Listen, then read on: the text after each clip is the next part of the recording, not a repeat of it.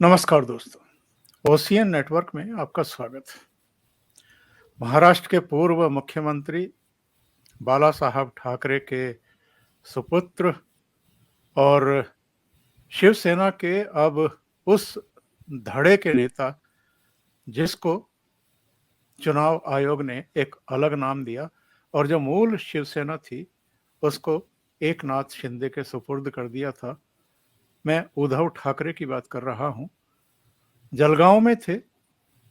जलगांव में सभा को संबोधित कर रहे थे, कार्यकर्ताओं को संबोधित कर रहे थे और कुछ ऐसा कह गए जिसको लेकर के अब सियासी बवाल हो रहा है। न केवल महाराष्ट्र में बल्कि दिल्ली तक इसकी चर्चा हो रही है और भारतीय जनता पार्टी के जो वरिष्ठ नेता हैं, रविशंकर प्रसाद से लेकर के अनुराग ठाकुर तक जो केंद्रीय मंत्री हैं इस समय, उन सब ने बहुत कड़ी प्रतिक्रिया व्यक्त की है। उद्धव ठाकरे ने कहा क्या है? उद्धव ठाकरे ने ये बयान दिया है, आने वाले दिनों में राम मंदिर का उद्घाटन होगा। संभावना है उद्घाटन के लिए देश भर से कई हिंदुओं को बुलाया जाएगा और समारोह खत्म होने के बाद लोगों के लौटने पर वे गोधरा कांड जैसा कुछ कर सकते हैं।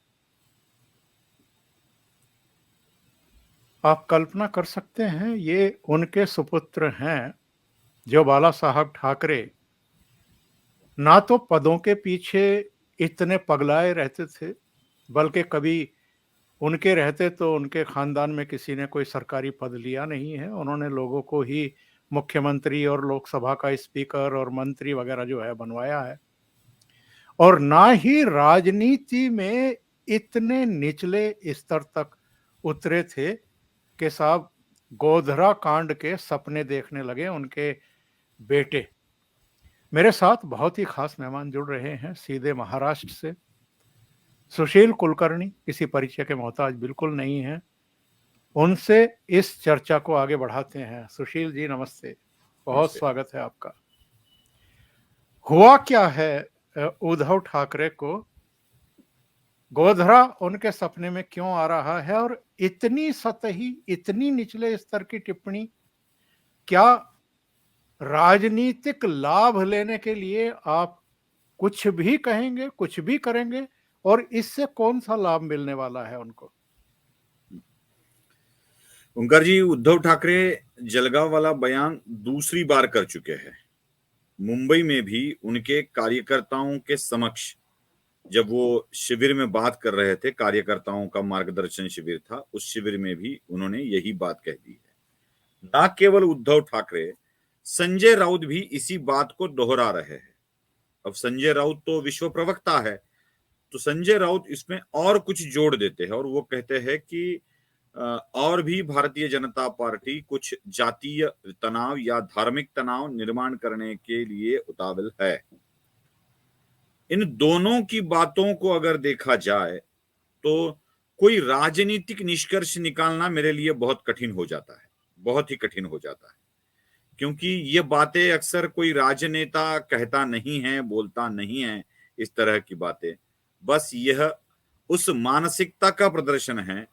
लग रहा है कि उद्धव ठाकरे अब सत्ता हाथ से निकल जाने के कारण मानसिक संतुलन खो बैठे हैं और आपके ही प्रदेश की भाषा बोली जाए तो पगला गए हैं उद्धव ठाकरे। लगभग इसी तरह की बातें वो कर रहे हैं। कुछ भी कर कर बस नरेंद्र मोदी को एक खलनायक के रूप में पेश करने की यह कोशिश हो रही है। और संयोग देखिए, महाराष्ट्र की राजनीतिक गलियारों में कुछ ऐसी बातें हो रही है जिसके कारण महाराष्ट्र की शांतता, महाराष्ट्र का सौहार्द बिगड़े, इसी तरह की बातें आजकल दिखाई दे रही है। बस मैं इसका एक ही शब्द में जवाब दूंगा, उद्धव ठाकरे का मानसिक संतुलन लगता है खो रहा है। रविशंकर प्रसाद से पूछा गया था, उनका जो बयान है मैं वो पढ़ देता हूं दर्शकों के लिए। उन्होंने कहा कि मैं बस इतना कहना चाहूंगा कि ये पूरा गठबंधन जो पीएम मोदी के खिलाफ है, वोट के लिए किसी भी हद तक जा सकता है। उन्होंने कहा कि मैं भगवान राम से प्रार्थना करना चाहूंगा कि उन्हें सद्बुद्धि दे। ये एक शर्मनाक और अशोभनीय टिप्पणी है और मैं इसकी निंदा करता हूं। अनुराग ठाकुर ने कहा कि बाला साहब शिवसेना के दिवंगत संस्थापक और उद्धव ठाकरे के पिता ने आज क्या सोचा होगा और सत्ता के लालच में उद्धव ठाकरे आज क्या कर रहे हैं। कुछ लोग सत्ता के लालच में अपनी विचारधारा भूल गए हैं। जब सनातन धर्म के बारे में इतनी सारी बातें कही गई, राहुल गांधी और उद्धव ठाकरे ने एक शब्द भी नहीं कहा। उनका इशारा उदयनिधि स्टालिन के हाल के बयानों की तरफ है।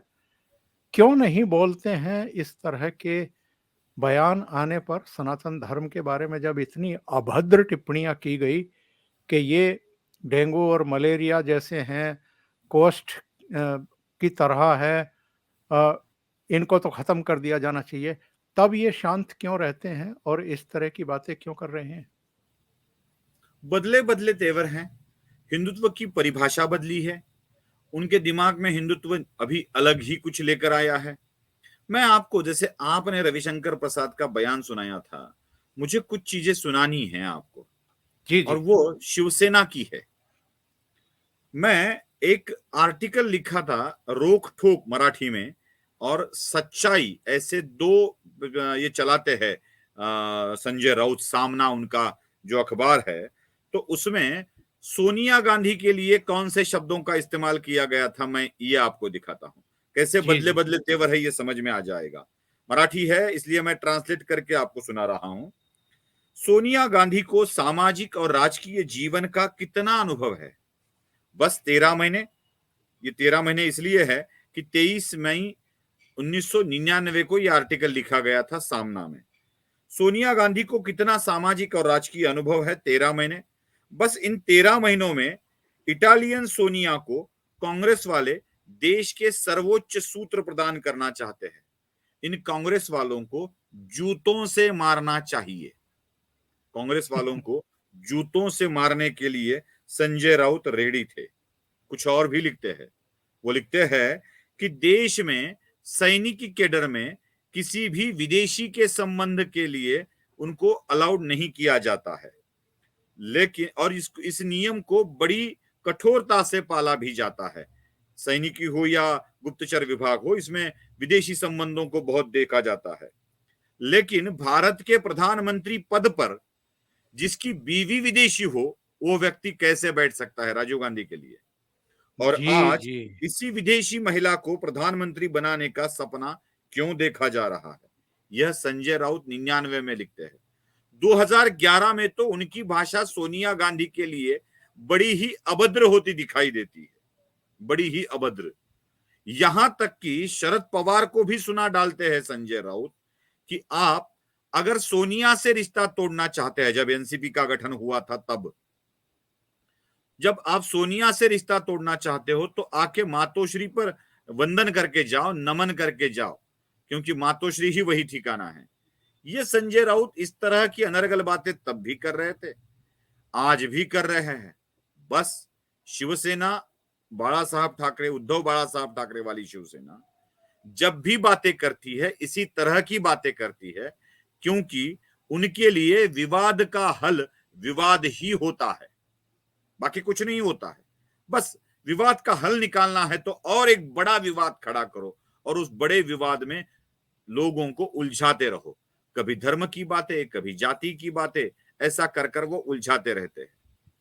उनके लिए हिंदू धर्म की मायने ही बदल गए हैं। आजकल वो कश्मीर वाले औरंगजेब को अच्छा कहना उनका हिंदुत्व हो गया है। अजान की कंपटीशन लेना उनका हिंदू धर्म बन गया है। हिंदू धर्म की परंपराओं को गालियां देना उनका हिंदुत्व हो गया है। हिंदू धर्म से ब्राह्मणों को पृथक करना और उनके खिलाफ लोगों के अंदर डर पैदा करना, यह उनका हिंदुत्व हो गया है। आज उद्धव ठाकरे, जो अपने पहले ही में प्रस्तावना में ही जिसका उल्लेख किया था कि बाला साहब ठाकरे हिंदुत्व के लिए काम करते थे, मराठी आदमियों के लिए काम करते थे, मराठी स्वाभिमान ही उनके लिए बहुत कुछ था। उद्धव ठाकरे ये सब भुलाकर आज हिंदुत्व को छोड़ दे रहे हैं, वो सिर्फ सत्ता प्राप्त करने के लिए काम कर रहे हैं। एक बड़ी अच्छी बात मराठी में कही जाती है, बाळकडू यह शब्द इस्तेमाल किया जाता है। बाळकडू का मतलब बच्चे को जन्मते ही जो गुटी पिलाई जाती है, जो खाना खिलाया जाता है, जिसे विचार दिए जाते हैं, उसे बाळकडू कहते हैं मराठी में। और मराठी में और एक प्रोडक्ट आ गया है आजकल, उसे कहते हैं पाटणकर काढ़ा। मतलब पाटणकर नाम की एक कंपनी है जो काढ़े निकालती है और वो काढ़ा पिया जाता है हजम करने के लिए, खाना हजम करने के लिए। अगर आप दिन भर खाते रहे हो और गैसेस, डकार आ रही है, एसिडिटी बढ़ गई है, तो पाटणकर काढ़ा उसमें काम आता है। बाळकडू यह शब्द बाला साहब ठाकरे के विचारों को जन्मते ही, बच्चे को जन्मते ही दिया जाता है, वह होता है बाळकडू, बाला साहब ठाकरे वाला जो विचार होता है। और जी। पाटणकर काढ़े का मतलब होता है वह पाटणकर काढ़ा जो उद्धव ठाकरे के बीवी के मैके का सरनेम है पाटणकर। आजकल शिवसेना जो उद्धव ठाकरे की है, वो बाला साहब ठाकरे के विचारों पर नहीं चल रही है। आजकल की शिवसेना उद्धव ठाकरे की पत्नी जो पाटणकर है मायके से, उनके विचारों और विचारों पर भी नहीं, इच्छाओं पर चल रही है। वो चाहती है उद्धव ठाकरे प्रदेश के बार बार मुख्यमंत्री बने और उनके बाद यह कुर्सी उनके बेटे को मिले। इसीलिए अपने ही पार्टी के लोगों को खत्म करके, उनके पर छाट कर, उनके पैरों को काट कर उन्हें पार्टी में रखा जाता है। अब हिंदुत्व बस एक बहाना रह गया है ओंकार जी, बाकी कुछ भी नहीं है। सत्ता प्राप्ति के लिए वह कांग्रेस के साथ जाने के लिए तैयार है, मुस्लिम तुष्टिकरण के लिए तैयार हो गए हैं। ये सावरकर को गाली देने वाले लोगों के साथ बैठकर अभी खाना खा रहे हैं, उनके ही जंगा पर बैठकर ये खाना खा रहे हैं। ये शरद पवार के साथ जुड़ गए हैं, उन्हें जितेंद्र अवार्ड भी चल जाता है। अब उन्हें उन्हीं की राम मंदिर की कल्पना को साकार करने में व्यवधान डालने वाले लालू प्रसाद यादव, जिनका वो गुणगान गाते हैं अडवाणी का, उन्हीं की अडवाणी की रथ यात्रा को रोक कर उनको जेल में डालने वाले लालू प्रसाद भी अब चलने लगते हैं। कार सेवकों पर अब उद्धव ठाकरे का ये कहना है कि कार सेवक तो शिव सैनिक थे, बीजेपी जब से ही इसका लाभ उठा रही है। तो कार सेवकों पर गोली चलाकर, मतलब शिव सैनिकों पर गोली चलाकर जिन मुलायम सिंह ने अपने वृत्ति को दिखा दिया था, ये मुलायम सिंह भी अब इनको अच्छे लगने लगे हैं, उनकी पार्टी भी अच्छे लगने लगी है, उनके बेटे भी अच्छे लगने लगे हैं। बस ये किस्सा बड़े अच्छे लगने लगे हैं, यहां तक आ गया है। और ये किस्सा बस कुर्सी का है ओंकार जी। इसलिए हिंदुत्व बिंदुत्व अब जो कुछ बात बची है, वह सिर्फ रैलियों में, सभाओं में बताने के लिए बची है, बाकी कुछ नहीं बचा है। सुशील जी, जब इंदिरा गांधी प्रधानमंत्री थी और 1984 में उनकी हत्या कर दी थी उनके सुरक्षा कर्मियों ने, उस समय राहुल गांधी, प्रियंका वाड्रा बहुत ही छोटे थे।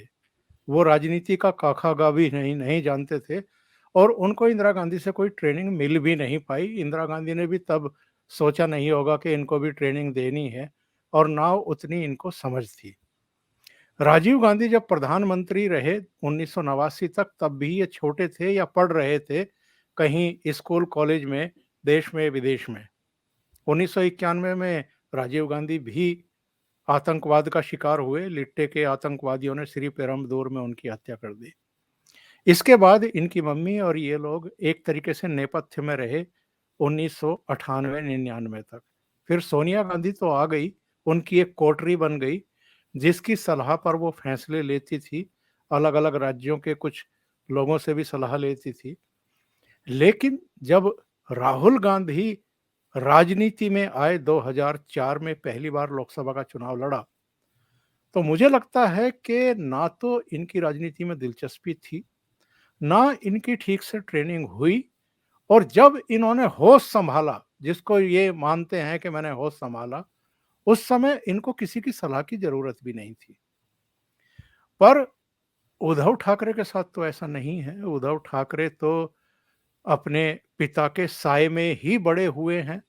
भले ही इनकी रुचि राजनीति में नहीं थी, दूसरे फोटोग्राफी में और वाइल्ड लाइफ में और दूसरी जगहों पर ये भटकते देखे जाते थे, लेकिन कम से कम इन्होंने अपने पिता को नज़दीक से देखा तो है, ट्रेनिंग तो ली है। अपने दूसरे भाई को भी देखा है कि वो किस तरीके की राजनीति उनकी छत्र छाया में करते रहे हैं। इन्होंने कुछ भी नहीं सीखा अपने पिताजी से। ये जो फोटोग्राफी में मशगूल थे, वो और क्या सीखेंगे? पिताजी से अगर सीखना होता तो शायद राज ठाकरे निकल नहीं जाते, राज ठाकरे को वो गमाते नहीं थे। अपनी पार्टी पर अपनी पकड़ रहे, इसलिए एक एक जरा थोड़ा सा शिवसेना का जितने भी लोग निकल गए हैं उनका इतिहास देखिए। मैं आपको बता दूं कि गणेश नाइक जो नवी मुंबई के एक बहुत कद्दावर नेता है, आज भी वो भारतीय जनता पार्टी में है, पहले वो एनसीपी में थे, कांग्रेस से निकलकर एनसीपी में चले गए थे। अब ये गणेश नाइक को शिवसेना से या मंत्री पद से निकालने के लिए किसने उद्युक्त किया था? आपको पता चलेगा कि गलत इंफॉर्मेशन देकर उद्धव ठाकरे ने ही गणेश नाइक को शिवसेना के बाहर निकाल दिया था। नारायण राणे किसके ऊपर गुस्सा होकर निकल गए थे? अब ये तो मानना होगा कि नारायण राणे कोंकण के एक बड़े नेता थे, गणेश नाइक नवी मुंबई ठाणे एरिया के एक बड़े नेता थे। तो ये सारे लोग शिवसेना से छोड़कर निकल जाने लगे थे, तभी पता चलने लगा था कि उद्धव अपनी एकाधिकारशाही शिवसेना के ऊपर रखना चाहते हैं और बूढ़े थके हारे बाला साहब ठाकरे के सामने अपने बेटे के लाड़ प्यार को संभालने के अलावा कोई चारा ही नहीं था। बाड़कड़ू सच में अगर मिल जाता उद्धव ठाकरे को तो उद्धव ठाकरे कुछ अलग ही दिखते थे। मैंने पहले ही कह दिया ना कि ये बाड़कड़ू वाली बात है ही नहीं है, ये बात पाटनकर काढ़ा वाली है। उद्धव ठाकरे के रग रग में, मन में जो भी कुछ विचार है वो इनके नहीं है, बिल्कुल नहीं है। मैं आपको बता दूं कुछ, मतलब सोनिया गांधी के शिक्षा के कारण जो कुछ भी होता है मैं आपको बता देता हूं। कुछ मुख्यमंत्री बने थे उस वक्त, एक थे फोलेरो और दूसरे थे गोमांग। गोमांग को भी सीएम बना दिया गया था, उड़ीसा के मुख्यमंत्री थे गिरिधर गोमांग। Yes yes. तो गिरिधर गोमांग को और गोवा के मुख्यमंत्री थे एडुआर्डो फालेरो, इनको मुख्यमंत्री बनाया गया था। बस इनके मुख्यमंत्री बनाने की बात हम नहीं देखते हैं। चलो उस वक्त कांग्रेस को कौन चला रहा था, जरा गौर से देखिए। उस वक्त के कांग्रेस को चलाने वालों में सोनिया गांधी के बहुत ही करीबी लोग थे, और वो कौन कौन थे? ऑस्कर फर्नांडिस, गिरिधर गोमांग, एडुआर्डो फालेरो, ऑस्कर फर्नांडिस, पीजे कुरियन, छत्तीसगढ़ से अजीत जोगी, ए.के. एंटोनी, मार्गारेट अल्वा, विंसेंट जॉर्ज, यह लोग उस वक्त की कांग्रेस को चला रहे थे। राम प्रधान भी उसमें थे। अब नाम सुनकर ऐसा लगेगा कि राम प्रधान थे, क्योंकि और सलमान खुर्शीद भी थे। लुइस फर्नांडिस कौन थी? वो सलमान खुर्शीद की पत्नी थी, और लुइस फर्नांडिस कैथोलिक क्रिश्चियन थी, इसलिए सलमान खुर्शीद सोनिया गांधी के साथ थे। राम प्रधान की पत्नी भी कैथोलिक क्रिश्चियन थी। उत्तर प्रदेश और गोवा के राज्य के प्रमुख जिनको बनाया गया, विश्वजीत सिंह और जगदीश टाइटलर, ये कौन थे? इनके किनके साथ रिश्ते थे?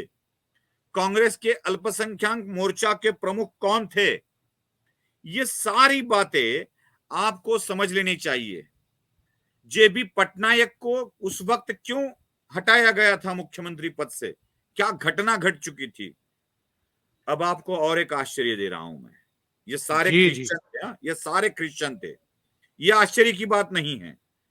आश्चर्य ये है कि ये लिखा है 2011 में, सामना में लिखने वाले हैं उद्धव ठाकरे।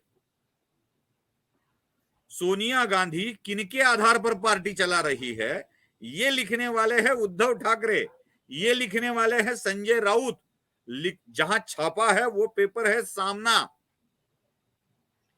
ये तो समझ में आता है कि सोनिया गांधी किस तरह से पार्टी चला रही है, किस तरह से अपने पास पार्टी को रख रही है। ठीक वही वाकया आलोचना करने के लिए तो लिख दिया,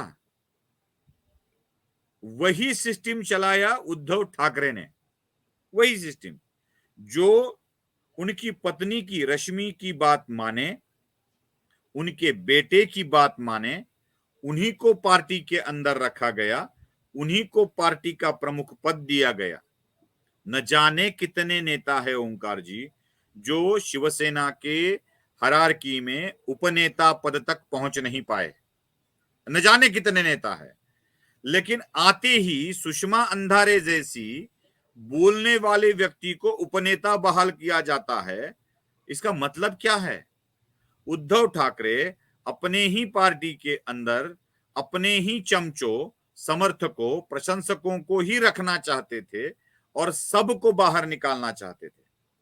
जिसकी आलोचना वो खुद करते थे, वही चीज उन्होंने कर दी और अपने पार्टी के ऊपर अपनी धाक जमाई। ओंकार जी, यही कारण है और यही आपके सामने सच है। बहुत सही बात आपने कही है सुशील जी। गौरव भाटिया का मैं बयान सुन रहा था आज। उन्होंने कहा कि दुनिया में भारत का, मोदी का डंका बज रहा है और विपक्ष की लंका जल रही है। नरेंद्र मोदी ने G20 में जिस तरीके से भारत की ब्रांडिंग की है, भारत की जब हम बात करते हैं तो भारत का जो गौरवशाली इतिहास है, जो हमारी सांस्कृतिक पहचान है, वो चाहे सुबह के सेशन में फर्स्ट डे जब सभी राष्ट्र प्रमुख पहुंच रहे थे तो बैकग्राउंड में कोणार्क का समय चक्र जो है वो दिखाई दे रहा था, सूर्य मंदिर का। और जब शाम को वो रात्रि भोज के लिए पहुंच रहे थे और उनकी अगवानी नरेंद्र मोदी कर रहे थे तो उनकी बैकग्राउंड में नालंदा यूनिवर्सिटी थी, जिसको एक मुस्लिम आक्रांता ने आग लगवा दी थी और 3 दिन तक वहां पर जो बहुमूल्य पुस्तकें थी वो धू-धू करके जलती रही थी। और नरेंद्र मोदी दोनों ही अवसरों पर जो उनके खास मित्र हैं उनको रोक करके इनके बारे में बता रहे थे कि ये जो समय चक्र है, काल चक्र है, ये क्या है। और ये जो नालंदा यूनिवर्सिटी थी, ये 12वीं सदी में कितनी महत्वपूर्ण थी। दुनिया मतलब 12वीं सदी 1100 साल पहले की बात है। तो नरेंद्र मोदी जिस तरीके से भारत की ब्रांडिंग कर रहे हैं, हिंदुत्व की ब्रांडिंग कर रहे हैं, हमारे सांस्कृतिक गौरव की पुनर्स्थापना कर रहे हैं, उसके सामने क्या ये लोग हिल गए हैं क्या? इनका मानसिक दिवालियापन अब सामने आने लगा है। इनका जो छुटपन है, बोनापन है, इनकी जो समझ है भारत के प्रति, हिंदुत्व के प्रति, हमारे गौरवशाली इतिहास के प्रति, उसमें अब इनका धैर्य चुक रहा है। ओंकार जी, जब इटली की प्रधानमंत्री भारत में आकर G20 की समिट में ये चाइना को बोल देती है कि आपका बिल्ट रोड वाला जो प्रोजेक्ट है उसमें हम सहभागी नहीं हो रहे हैं। इटली की प्रधानमंत्री, हाँ, मैं आपको फिर से इसलिए आपके दर्शकों को बताना चाहता हूं कि इटली की प्रधानमंत्री आकर बोल देती है कि नहीं होंगे हम चीन के साथ सहभागी, तो हिल जाना तो स्वाभाविक है। इटली की प्रधानमंत्री मोदी की थोड़ी ही सुनेंगी, वो तो सोनिया की सुनेंगी। ऐसा लगने वालों के लिए इटली की प्रधानमंत्री का ये बयान बहुत ही महत्वपूर्ण हो जाता है। जब ऋषि सुनक भारत आते हैं और उनको सवाल पूछा जाता है कि भारत का रशिया यूक्रेन के युद्ध में क्या भूमिका रहनी चाहिए, क्या देखते हैं इस भूमिका, किस तरह से देखते हैं, तो बड़ी तत्परता से ऋषि सुनक बता देते हैं, I am not here to suggest anything to India. मैं यहां भारत को सलाह देने के लिए नहीं आया हूं, भारत अपनी जगह है। मुझे लगता है हम हैं, हम भारत है, यह कहना मोदी ने दुनिया के सामने सिद्ध कर दिया है। रशिया और यूक्रेन के मामले में ना तो हम रशिया के पक्ष में हैं, ना तो हम यूक्रेन के पक्ष में हैं, ना तो हम फेंसिंग पे है। भारत कहता है हम भारत के पक्ष में हैं। ये जब दुनिया एक्सेप्ट कर रही है ओंकार जी, तो स्वाभाविक तौर पर भारत को विश्व में अपनी प्रतिमा और प्रतिभा को निकरता देखकर वहां तो कुछ बात नहीं बच जाती है।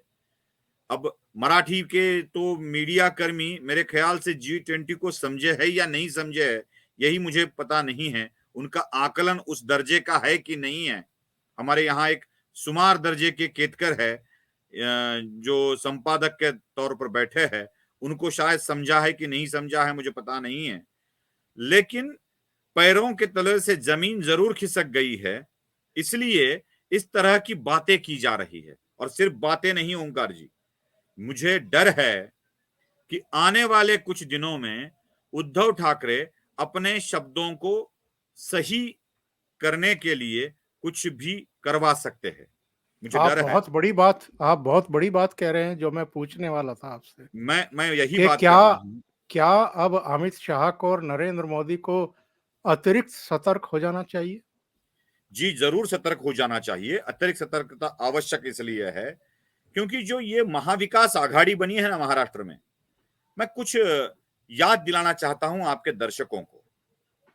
पुणे के पिंपरी चिंचवड़ में शरद पवार ने एक प्रेस कॉन्फ्रेंस ली थी, और उस प्रेस कॉन्फ्रेंस में यह कहा था कि पंजाब जैसे संवेदनशील राज्य के साथ खिलवाड़ करना अच्छा नहीं है। पंजाब के साथ खिलवाड़ कर कर हमने एक प्रधानमंत्री को खो दिया है। मैं चाहता हूं कि अब इस प्रधानमंत्री पर कोई आंच न आए। इस बयान के कुछ दिन बाद ही पंजाब में प्रधानमंत्री नरेंद्र मोदी का काफिला रोका जाता है। 5 जनवरी, जी। रोका जाता है, कुछ दिन बाद ही यह घटना हो जाती है। शरद पवार जो कहते हैं वो तुरंत हो जाता है। उसके बाद शरद पवार नागपुर में बोले थे कि गिन गिन के बदला लेंगे, एक एक पल का बदला लेंगे अनिल देशमुख की गिरफ्तारी अनिल का, देशमुख, यस। अनिल देशमुख वाले मामले में।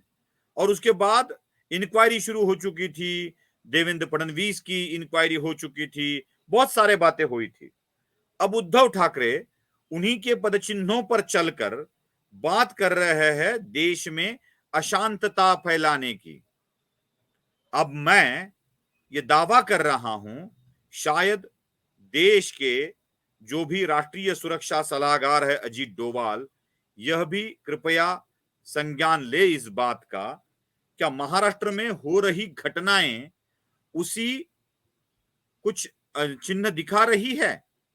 मतलब आज महाराष्ट्र के मराठवाड़ा के जो संभाजीनगर से बहुत करीब है जालना, वहां पे मराठा आरक्षण के हेतु एक व्यक्ति अनशन पर बैठ जाता है, वहां पे लोग पुलिस पर पथराव कर देते हैं।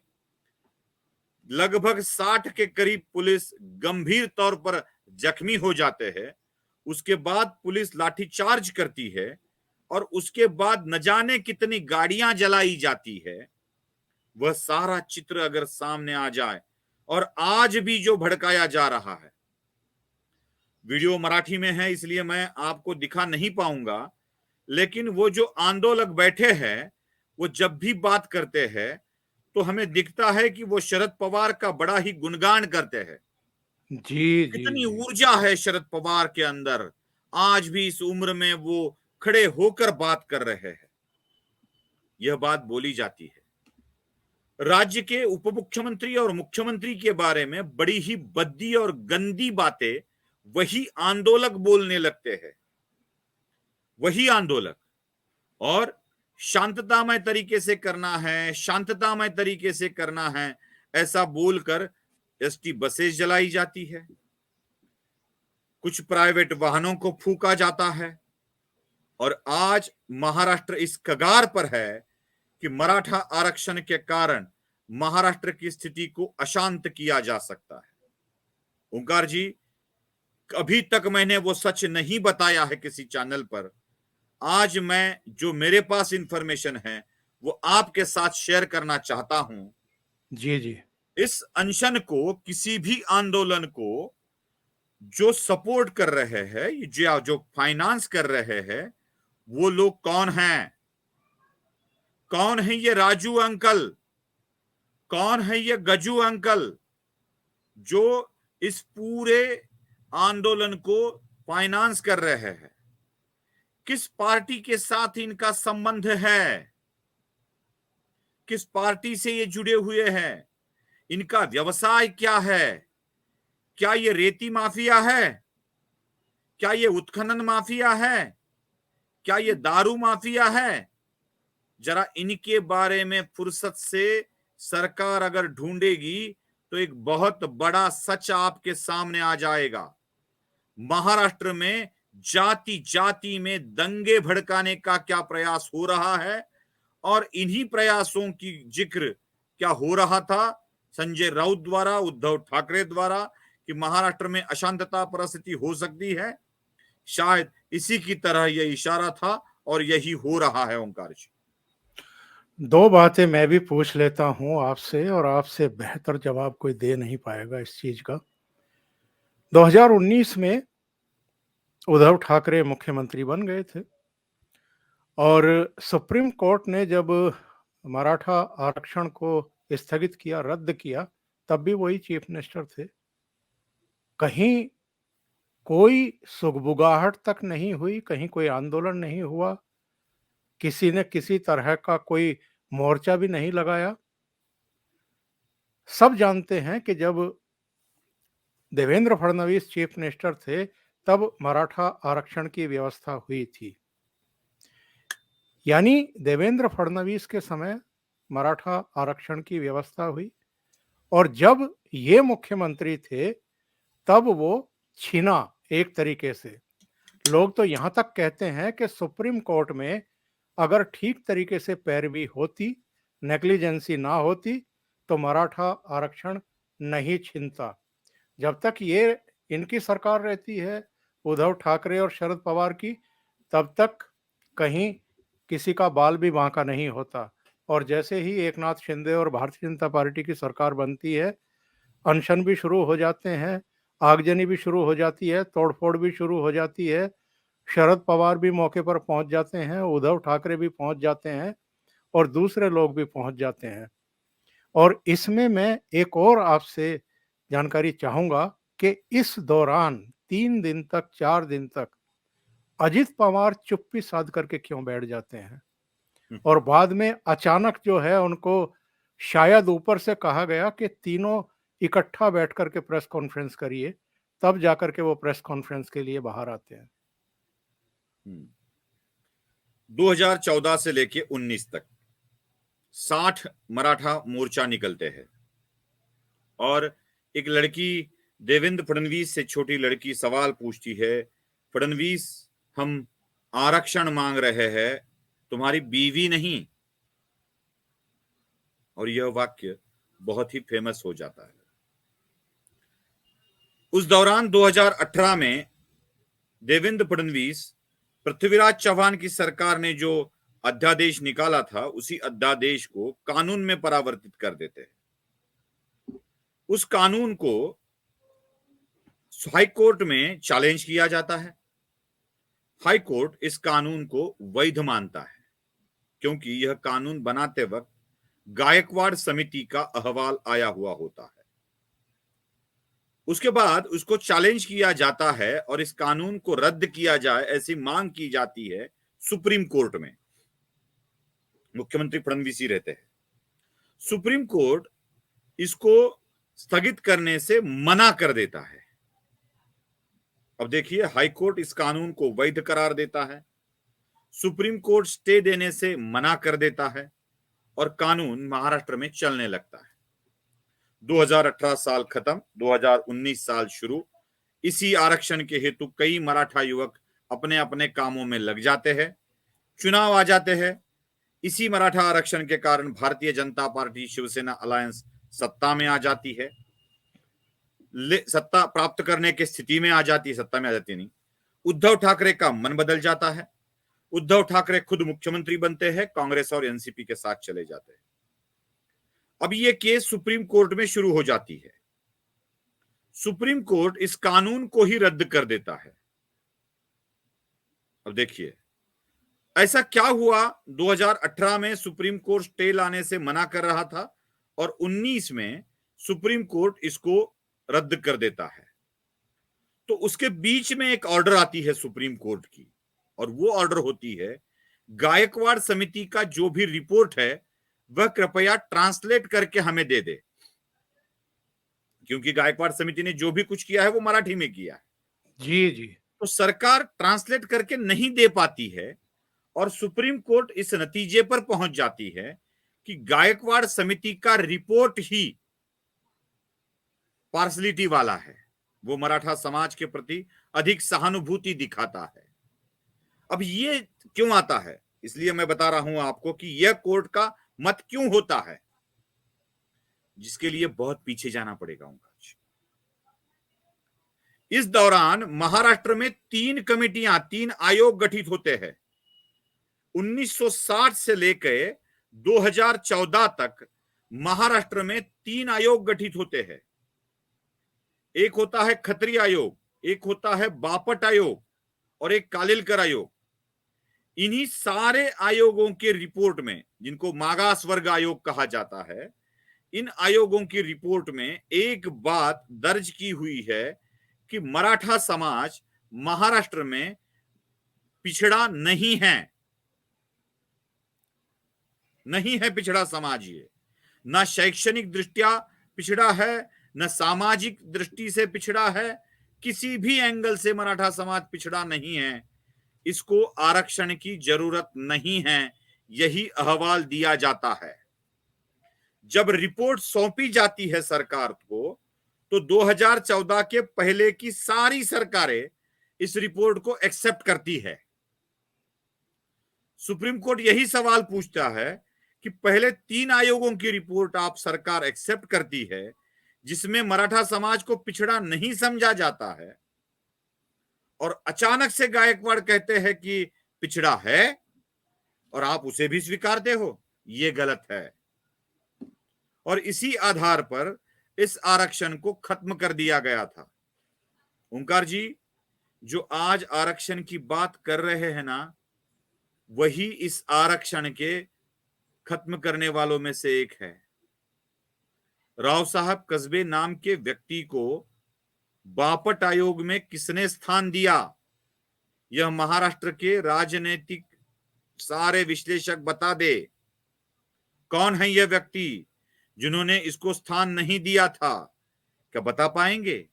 बिल्कुल नहीं बता पाएंगे। बता पाएंगे जरूर, बिल्कुल नहीं बताएंगे, क्योंकि ये जब सत्ता में आते हैं तो दिए गए आरक्षण को ये संभाल नहीं पाते हैं या डायरेक्शन देना नहीं चाहते हैं।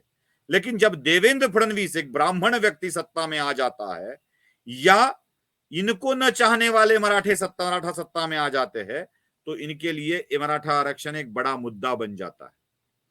और ये क्या तरीका हुआ ओंकार जी? बस मुझे आरक्षण चाहिए, हमें चाहिए चाहिए चाहिए। जो मिलने वाला है क्या वो टिकने वाला है? जो मिलने वाला है क्या इसे कानून पसंद करेगा?